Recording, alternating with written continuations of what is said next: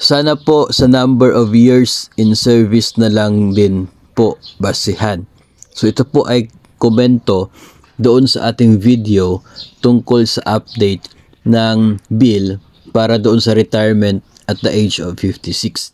Kasi sa ngayon, for us, civilian personnel, yung ating pong edad, no, yun po yung magsisilbing basihan ng ating pong retirement age, no, retirement. Yung edad po. Kasi hindi ka magsisimula mag-pension kung hindi ka pa nakaabot doon sa retirable age.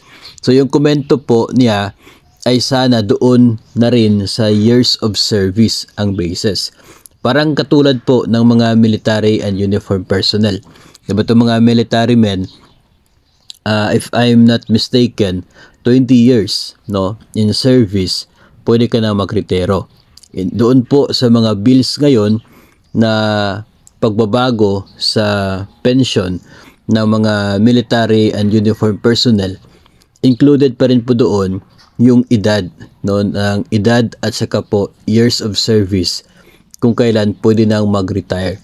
So ito pong proposal, itong sa komentong ito, na sana maging itong mga civilian personnel ay maging katulad po niyan.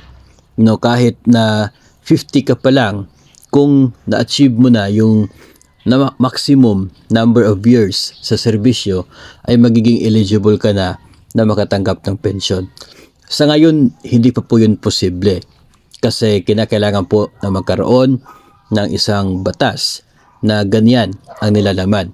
Kasi yung under sa Republic Act 8291, doon po sa basihan ni GSIS ay doon po sa 60 na edad yung retirement. Ngayon, ginagawa po nila on process pa na maging 56. So, magiging mas mapaaga. Pero siguro one day, baka po in the future, may mga mababatas na yung kanilang magiging goal ay i-allow, no, yung years of service na maging basihan for our government personnel, civilian personnel, para makapagretiro at makatanggap na ng pensyon. Hindi po natin alam.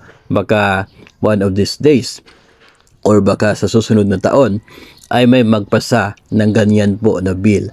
And if ever magkaroon po ng batas na ganyan ang nilalaban, then pwede na po mangyayari. Pero for me, maganda din po yon, no? Kasi advantage. Hindi mo na kinakailangang hintayin pa yung 56 or 60 na edad.